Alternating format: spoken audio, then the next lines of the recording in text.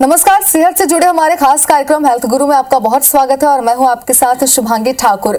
और आज के हमारे इस एपिसोड में हम बात करेंगे कैंसर की। आज अत्याधुनिक इलाज मौजूद होने के बावजूद देश में हर साल लाखों लोग कैंसर से मर जाते हैं। इसकी वजह है लोगों में जागरूकता की कमी। इसलिए आज हम बात करेंगे कैंसर से बचाव से इलाज तक की। और इस विषय पर चर्चा करने के लिए हमारे साथ स्टूडियो में मौजूद है MMI नारायणा से radiation oncologist doctor Akhilesh Sahu और मेडिकल ऑन्कोलॉजिस्ट डॉक्टर देवव्रत हिसेकर। आप दोनों का बहुत स्वागत है IBC 24 में। सबसे पहले डॉक्टर अखिलेश, मैं आपके पास आना चाहती हूँ। आपसे ये समझना चाहते हैं कि कैंसर है क्या आप बता सकते हैं कि कैंसर कितना आम है और यह कितना खतरनाक हो सकता है?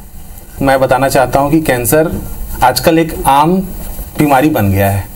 जैसा कि हम लोग समझते हैं कि जैसे ब्लड प्रेशर की बीमारी, शुगर की बीमारी, इस टाइप से कैंसर की बीमारी भी एक आम बीमारी बन गई है आजकल के। इसका जो इंसिडेंस है, जो होने का संभावना है, वो बहुत बढ़ गया है। लास्ट ईयर 2020 के डाटा के अनुसार हर साल 10 मिलियन लोगों को कैंसर से डेथ होता है।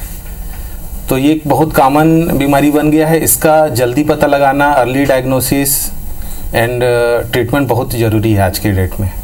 अब बिल्कुल, जैसे कि आपने कहा कि लोगों में जागरूकता भी होनी चाहिए कि किस समय इसका इलाज करवाना है और कौन सा ऐसा सही समय रहेगा जब हम देरी ना करें इसके लास्ट स्टेज तक पहुंचने के लिए। आगे भी बातचीत करेंगे। डॉक्टर देवव्रत हमारे साथ जुड़े हुए हैं। डॉक्टर देवव्रत, आपसे ये समझना चाहते हैं, ये तो हमने सामान्य शब्दों में समझा कि कैंसर आखिर है क्या, लेकिन इसका कारण क्या होता है और यह किन कारणों से होता है, जरा इसके बारे में बताइए।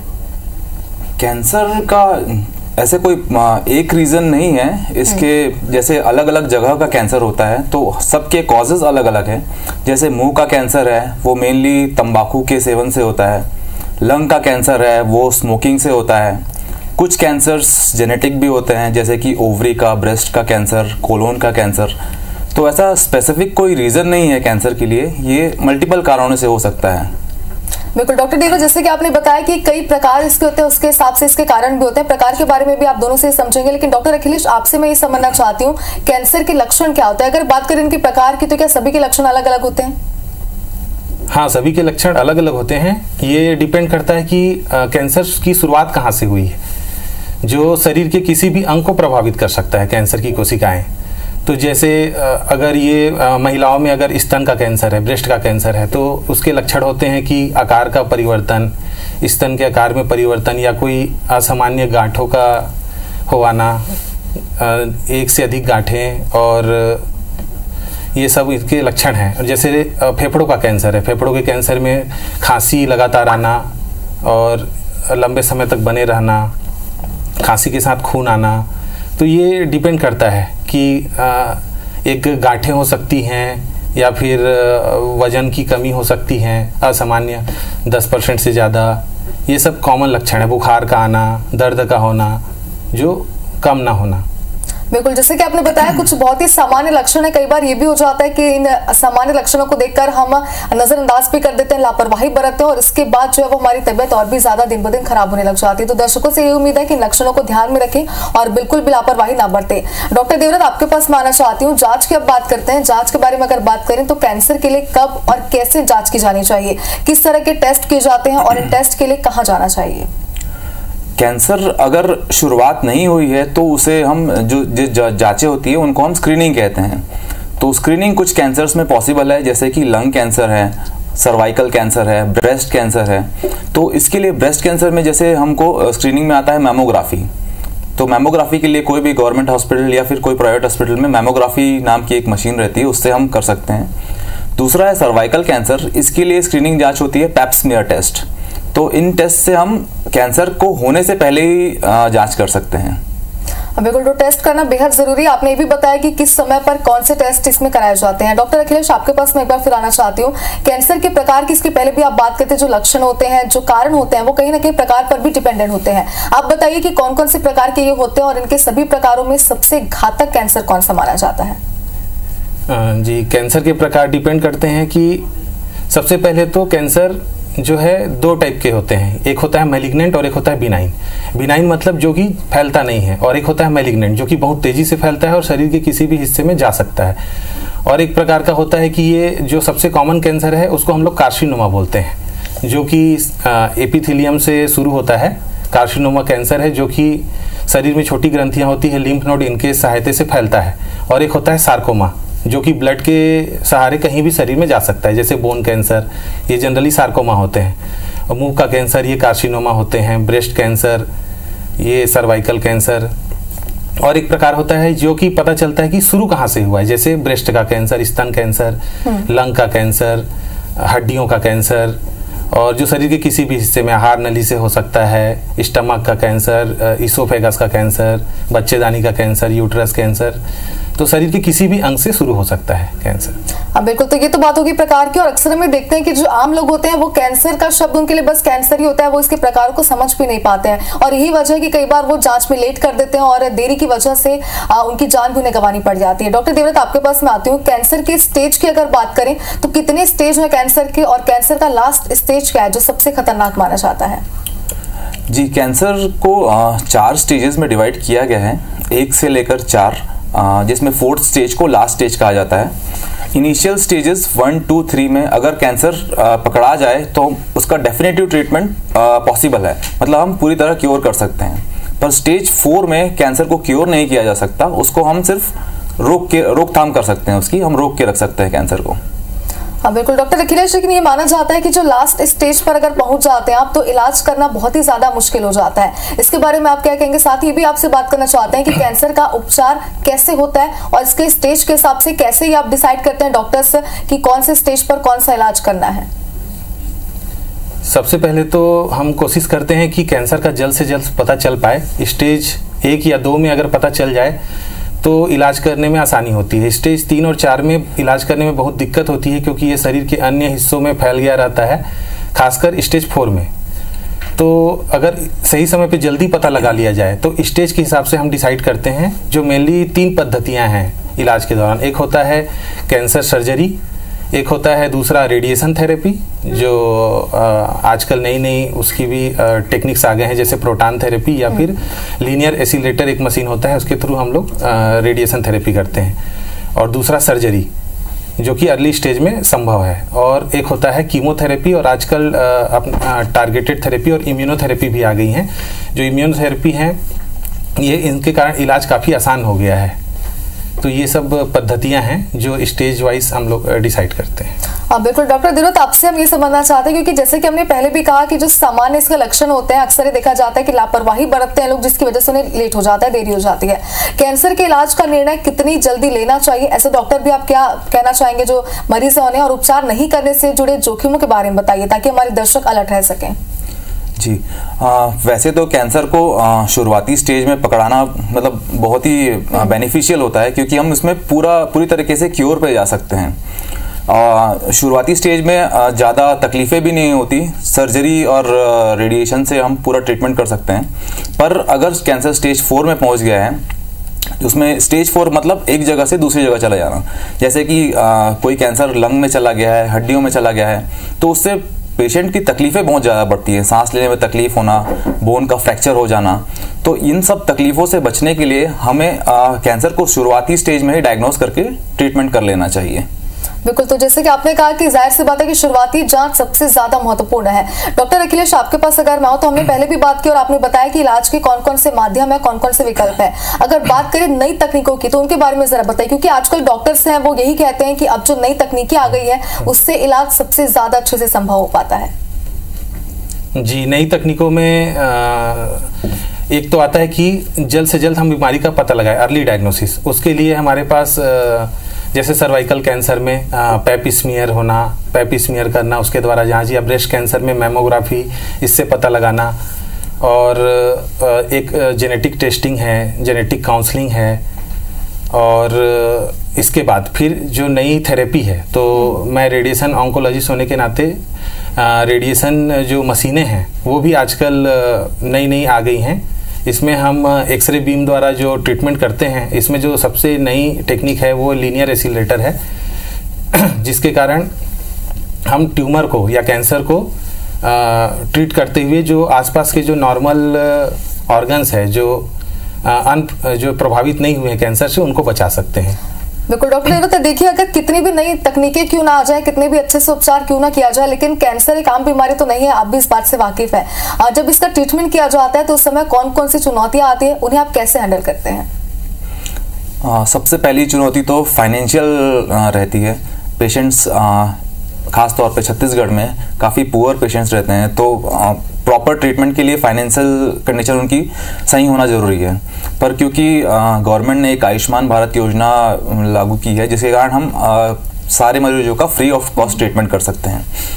दूसरा है ट्रीटमेंट के साइड इफ़ेक्ट्स। ट्रीटमेंट के साइड इफ़ेक्ट्स बहुत बड़ी चुनौती रहती है। साइड इफ़ेक्ट्स में जैसे कीमोथेरेपी के साइड इफ़ेक्ट्स होते हैं, WBC कम हो जाना, हीमोग्लोबिन कम हो जाना, प्लेटलेट कम हो जाना। इन सब साइड इफ़ेक्ट्स से निपटने के लिए भी हमको काफ़ी फाइनेंशियल उसकी ज़रूरत पड़ती है। तो ये सारे चैलेंजेस आते हैं ट्रीटमेंट के दौरान।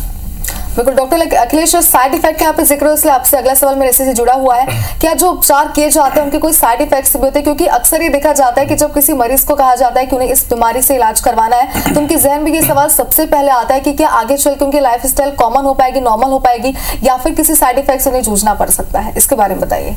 जी बिल्कुल, साइड इफेक्ट्स तो होंगे। उसके लिए उन पेशेंट को, मरीजों को पहले से काउंसलिंग करना पड़ता है कि आपको ट्रीटमेंट के दौरान अपने खान पान का ध्यान रखना है और बीच बीच में चेकअप कराते रहना है। जैसे हम लोग जो रेडिएशन थेरेपी करते हैं, इससे क्या होता है कि एक टाइम के बाद मुंह में छाले आना, अगर वो मुंह का कैंसर है तो मुंह में छाले आना, स्किन में थोड़ी सी कलर का चेंज होना या जलना, ये सब जो है, और खान पान में कमी, फिर वजन का कम होना।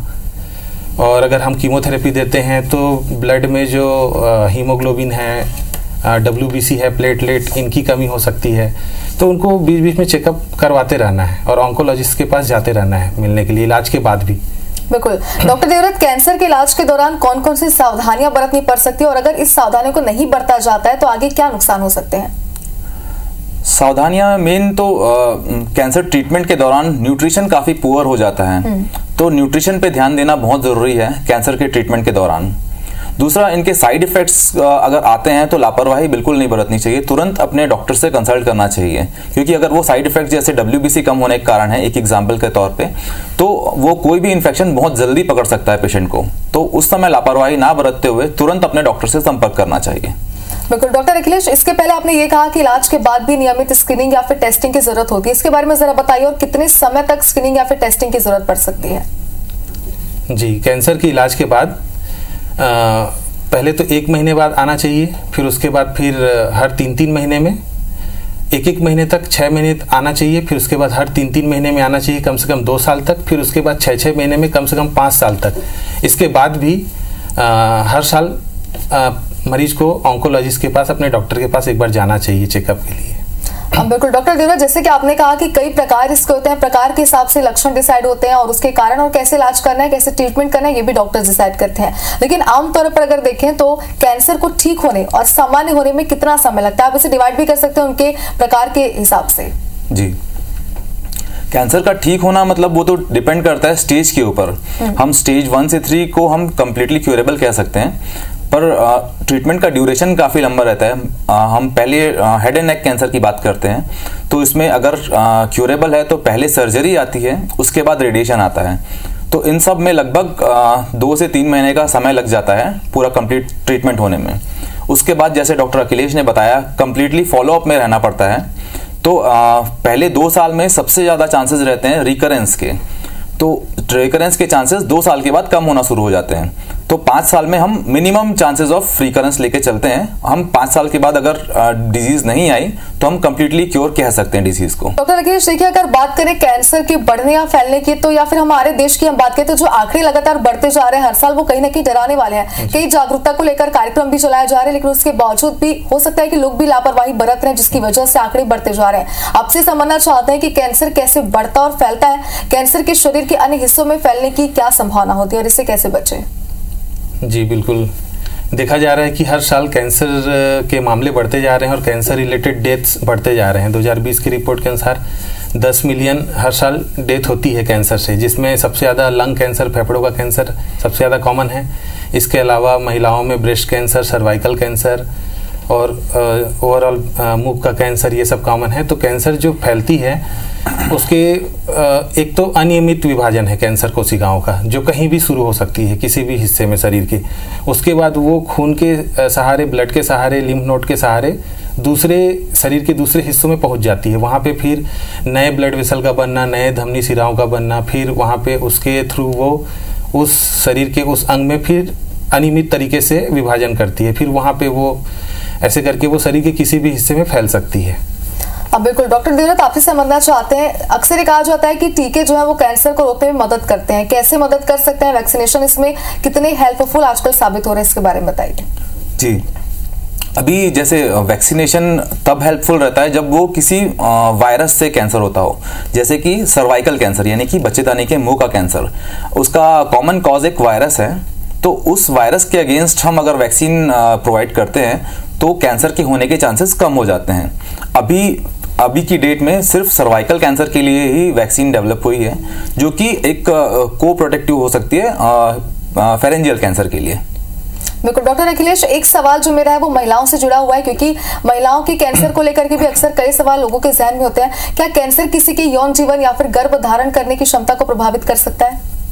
हाँ बिल्कुल, ये डिपेंड करता है कि कैंसर कौन से स्टेज में है। अगर बच्चेदानी का कैंसर है तो, और अगर जो रेक्टम है, लेट्रिन के रास्ते का कैंसर है, या अंडाशय का कैंसर है, ओवरी का कैंसर है, तो ये सब यौन जीवन को प्रभावित कर सकते हैं। और इसके साथ में इलाज के दौरान भी उनको पहले से काउंसलिंग किया जाता है कि जो अन्य विधाएं हैं बच्चे होने के लिए, जैसे oocyte प्रिजर्वेशन, जो और जो एनुअल जो स्क्रीनिंग है, और जो ड्यूरेशन है कि उनका प्रेगनेंसी का, अगर ट्रीटमेंट के दौरान प्रेगनेंसी ना की जाए या फिर ट्रीटमेंट को पोस्टपोन किया जा सके, तो ये सब ध्यान देते हुए आगे बढ़ना पड़ेगा।